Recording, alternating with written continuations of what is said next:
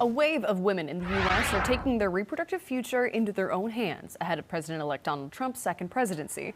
They're doing so by stocking up on emergency contraception and abortion pills. Queen City News Chief Business Correspondent Taylor Young joining us now. And Taylor, you've been following this trend here. And before we get into exactly how much of an uptick we're seeing, what's causing it here? Yeah, so this is something that we've actually seen before. Back in 2022, when the Supreme Court overturned Roe v. Wade, we saw a wave of women kind of stockpiling up on those emergency contraceptives.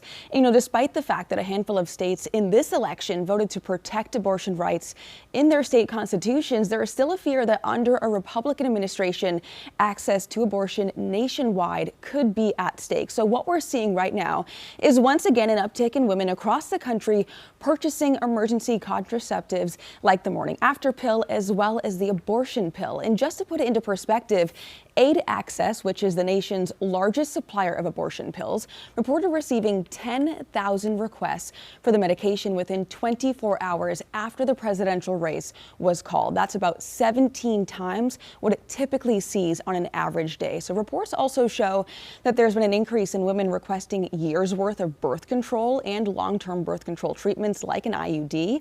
And in some cases, patients are also making plans to get sterilized. So this is on the top of minds for many women across the country. And when we're talking about medications, of course, safety and efficacy is always top of mind. So if women are stockpiling these with enough for possibly years, does that bring in concern over shelf life and that kind of safety? And that was actually something that was Googled a lot. Google Analytics showed that that was a question that many people were asking. And I did speak with an industry expert who says in most cases it is safe to take these pills for as long as their shelf life. So for Plan B, that's about 4 years. And for the abortion pill, that shelf life is about 5 years. And studies show that taking these pills beyond their shelf life isn't inherently dangerous, but it may impact the effectiveness of that pill preventing a pregnancy.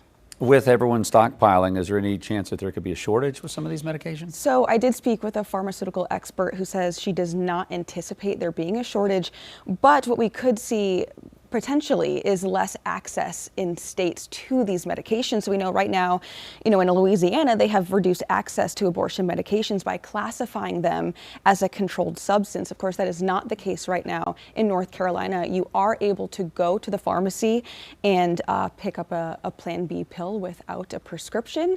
We also know that a federal judge has permanently blocked some efforts to restrict how abortion pills can be dispensed. So I think what we're seeing is a lot of women keeping a very close eye on legislation that's taking place across the country. And this wave of people stockpiling is just kind of an emergency just in case they need to use it. Well, Taylor, very interesting. Thank you very much for following that and tracking those numbers.